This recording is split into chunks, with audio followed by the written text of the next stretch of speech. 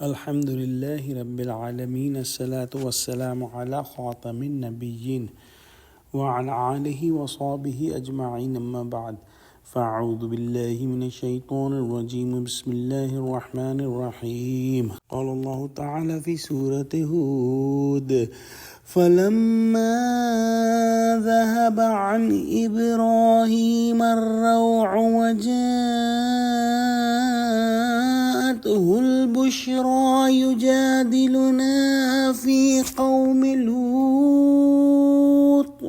ترجمہ: جب ابراہیم سے خوف جاتا رہا اور ان کو خوشخبری بھی مل گئی تو قوم لوط کے بارے میں لگے ہم سے بحث کرنے۔ اگلی آیت میں ارشاد ہوا ان ابراہیم لحلیم اواہ منیب۔ ترجمہ: بے شک ابراہیم بڑے تحمل والے، نرم دل اور رجوع کرنے والے تھے۔ اگلی آیت میں ارشاد ہوا یا ابراہیم اعرض عن هذا انہ قد جاء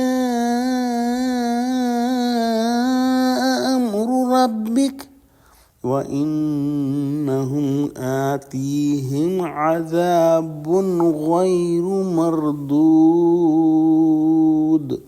ترجمہ: اے ابراہیم، اس بات کو جانے دو تمہارے پروردگار کا حکم آ پہنچا ہے اور ان لوگوں پر عذاب آنے والا ہے جو کبھی نہیں ٹلے گا۔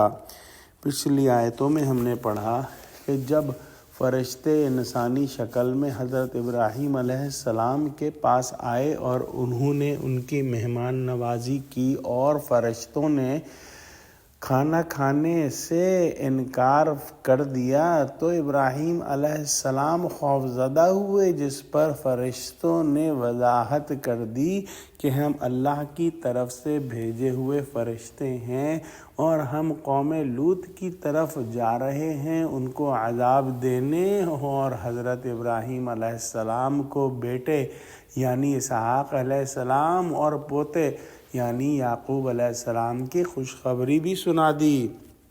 جب حضرت ابراہیم علیہ السلام ادھر سے مطمئن ہوئے تو فوراً لوط علیہ السلام اور ان کی قوم جو کہ ان کے خالداد بھائی تھے اس کے مسئلے میں فرشتوں سے بحث شروع کر دی، جس کا خلاصہ سورہ عنکبوت میں بیان فرمایا کہ فرشتوں نے ابراہیم کو مطلع کیا کہ ہم ان بستیوں کو ہلاک کرنے آئے ہیں۔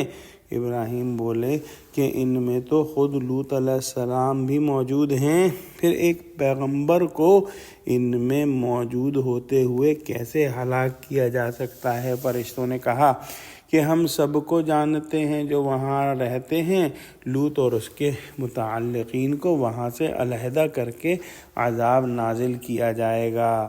تفاسیر میں اس کی بحث جو تفاصیل بیان ہوئی ہیں اللہ جانے کہاں تک صحیح ہے۔ بہرحال اسی بحث کو مبالغہ لفظ یجادلنا سے تعبیر فرمایا ہے، جس سے صاف مترشح ہوتا ہے کہ ابراہیم علیہ السلام اپنی فطری شفقت، نرم خوئی اور رحم دلی سے اس قوم پر ترس کھا کر حق تعالیٰ کی جناب میں کچھ سفارش کرنا چاہتے تھے۔ اسی کا جواب دیا کہ اس خیال کو چھوڑیے، ان ظالموں کا پیمانہ لبریز ہو چکا ہے، اب خدا کا حکم واپس نہیں ہو سکتا، عذاب آ کر رہے گا جو کسی سفارش یا دعا وغیرہ سے نہیں ٹل سکتا۔